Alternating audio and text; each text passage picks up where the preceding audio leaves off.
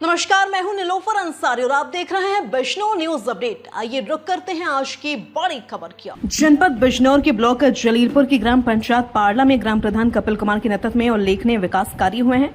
जब उन्होंने प्रधान पद का चुनाव लड़ा था उस समय कुल 6 प्रत्याशी मैदान में थे। कपिल कुमार को करीब 634 वोट मिले और उन्होंने 339 वोटों से जीत दर्ज की। जीत के बाद उन्होंने अपने वादों को जमीन पर उतारने में कोई कसर नहीं छोड़ी। ग्राम प्रधान द्वारा पारला और महमूदपुर के प्राइमरी स्कूलों में टाइल्स का काम, इन्वर्टर, बैटरी, कंप्यूटर, शौचालय निर्माण और पानी की टंकी जैसी आवश्यक सुविधाएं मुहैया कराई गई। गांव में सामुदायिक शौचालय, 4 नालों और 4 आरसीसी सड़कों का निर्माण भी कराया गया। पंचायत घर का कायाकल्प कर उसे लाइब्रेरी, कंप्यूटर और वाईफाई सुविधा से लैस किया गया। ग्रामीणों के लिए 40 बेंच भी बैठने के लिए लगवाई गई। गांव में 70 पात्र परिवारों में शौचालय और प्रधानमंत्री आवास योजना के तहत 7 आवास बनाए गए, जबकि 35 और परिवारों का सर्वे कराया जा चुका है। पानी की टंकी का निर्माण प्रगति पर है और अब तक 50 से 60 घरों में कनेक्शन भी दिए जा चुके हैं। गांव में 450 जॉब कार्ड मनरेगा के तहत बनाए गए हैं। मनरेगा के अंतर्गत 40 केडर सेट बनाए गए और तालाबों की सफाई और नालियों पर 50 पट का निर्माण किया गया।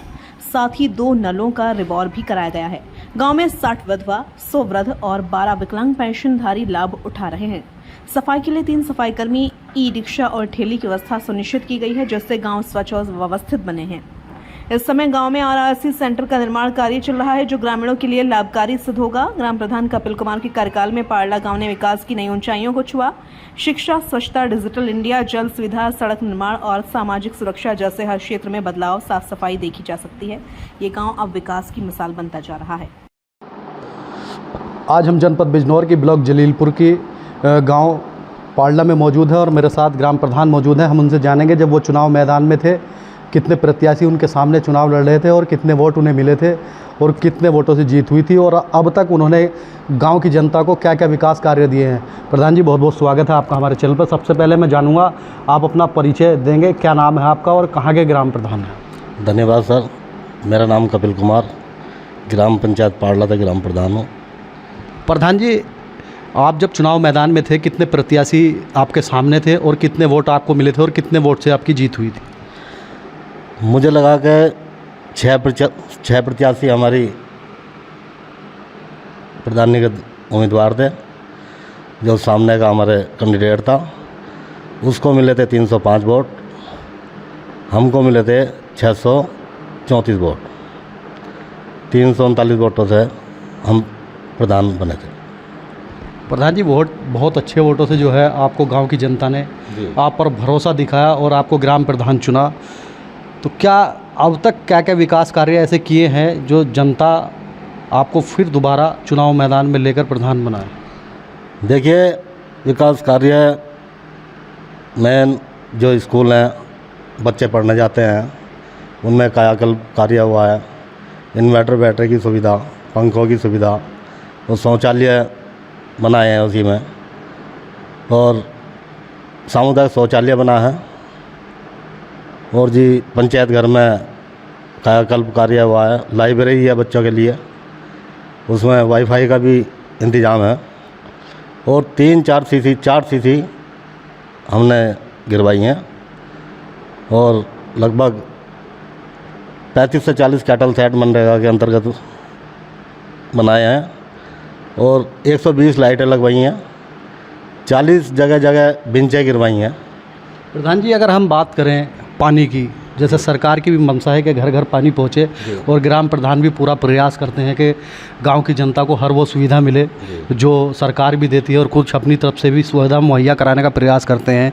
तो पानी को लेकर आपकी ग्राम पंचायत की ओर से क्या क्या सुविधाएं ग्रामीणों को दी गई हैं या क्या सुविधा देने का प्रयास आप कर रहे हैं?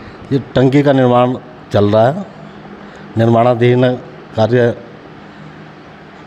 50-60 कनेक्शन भी हो चुके हैं। बस जल्दी बनने की तैयारी में और सभी को पानी मिलेगा। क्या लगता है आप कब तक जो है पानी गांव वालों को मुहैया करा पाएंगे? ये लगभग 1 साल लग जाएगा। यहाँ पानी को लेकर क्या अब तक स्थिति है जो आपका प्रयास है? अभी तो हैंडपम्प रिवॉर हुए हैं, उन्हीं के द्वारा पानी चल रहा है। लोगों ने समरसेबल करा रखे हैं अपने घरों में, लेकिन वो पानी जहाँ तक है ख़राब बताया जा रहा है। इसीलिए गवर्नमेंट ये टंकी का मामला दे रही है, हर पंचायतों में टंकी बन रही हैं और इसी के द्वारा पानी घर घर पहुँचेगा। अगर हम बात करें कूड़ा करकट की, तो कूड़ा करकट के लिए साफ़ सफाई को लेकर भी सरकार बहुत ज़्यादा काम कर रही है, तो इसमें क्या ग्राम पंचायत की ओर से ग्रामीणों को सुविधा दी गई है? ये ODF के माध्यम से RRC सेंटर हर पंचायत में बनाए जा रहे हैं। हमारा भी कार्य चल रहा है और खाद गड्ढे बनाए जा रहे हैं, जो कूड़ा कबाड़ा है सब उसी में घेरना है। उसके लिए ODF के माध्यम से ही ई-रिक्शा खरीदारी करी है और उसमें 2-3 सफाई कर्मी लगे हुए हैं। वो गांव-गांव जाते हैं और घर घर कलेक्शन करते हैं कूड़े कबाड़े का। घर घर जो कूड़ा कलेक्शन होता है तो उसको ले जाकर वो कहाँ डालते हैं? वो RRC सेंटर पर जाता है। क्या अच्छा, ये जो RRC सेंटर सरकार द्वारा बनाया गया है, कूड़े को लेकर क्या कुछ इससे इनकम भी है या वैसे ही? हाँ देखो, अभी तक तो हमने कोई ऐसा मामला करा नहीं, लेकिन ये है कि अगर घर से कूड़ा लेंगे तो उनसे जो रखा जाए 10 रुपये महीना या 20 रुपये महीना वो ले सकते हैं, लेकिन हमने अभी तक कोई ऐसा पैसे की कोई डिमांड करी नहीं। प्रधान जी, लगातार जो है सरकार द्वारा प्रधानमंत्री आवास योजना जो है चलाई जा रही है, आपने अब तक कितने लोगों को लाभ दिलाया है? कितने मकान आपके द्वारा बनाए गए हैं और कितनों का अब तक सर्वे हो चुका है? हमने 7 आवास बना दिए हैं और जी लगभग 35 के सर्वे करा रखे हैं। क्या आने वाले समय में जैसे आप लगातार विकास करा रहे हैं, जनता भी कहीं ना कहीं महसूस कर रही है कि धरातल पर कहीं ना कहीं ग्राम प्रधान विकास कार्य करा रहे हैं, तो आपने और किन किन योजनाओं का जो है सरकारी योजनाओं का ग्रामीणों को लाभ दिलाया? वृद्धा पेंशन भी है और जी विधवा पेंशन है, विकलांग पेंशन है और जो भी योजनाएं हैं, शौचालय हैं। लगभग कितनी विधवा, वृद्धा और विकलांग पेंशन आपके द्वारा जो है इस टाइम सुचारू है? लगभग 100-125 के आसपास चल रही है पेंशन। अगर हम बात करें लाइटों की, तो क्योंकि पहले क्या था कि गांव में रात को अगर जाते थे अंधेरा मिलता था, अब सभी गांव लगभग जगमगा रहे हैं, तो आपने अपनी ग्राम पंचायत को किस तरह से जगमगाने का काम किया और कितनी लाइटें अब तक लगी?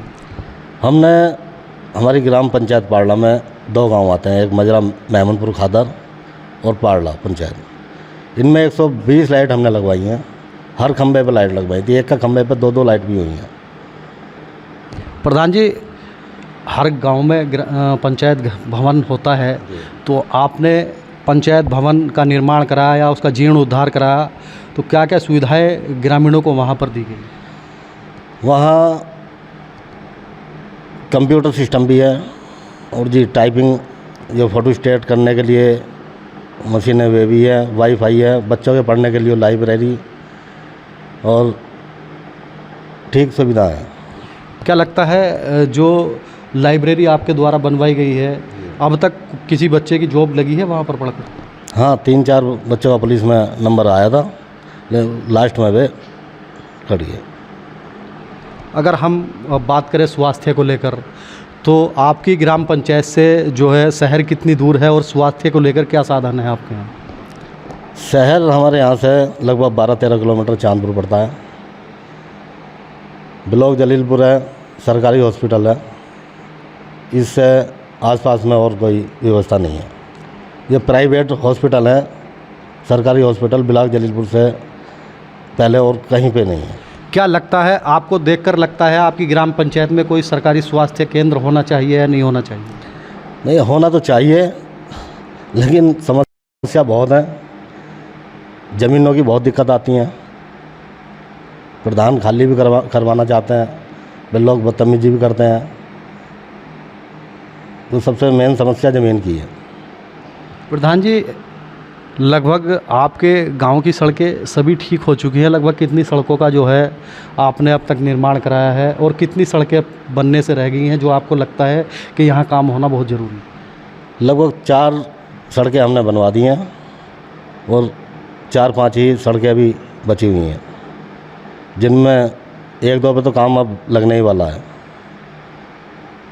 बरसात के बाद काम स्टार्ट कर दिया जाएगा। क्या लगता है अभी गांव में किन किन चीज़ों की अभी आवश्यकता है? आपको भी महसूस होता हो कि ये निर्माण होना ही चाहिए? बच्चों का खेल के मैदान की व्यवस्था हर पंचायत में ही होनी चाहिए और स्वास्थ्य की भी कोई चिकित्सालय हर पंचायत में बनना चाहिए। और भी ऐसे काम हैं जिनकी बहुत ज़रूरत है गांव में। प्रधान जी, आने वाला समय जो है वो चुनाव का है, आप भी लगातार जो है गांव में विकास करा रहे हैं, तो क्या लगता है आने वाले समय में क्या मुद्दे रहेंगे आपके चुनाव के?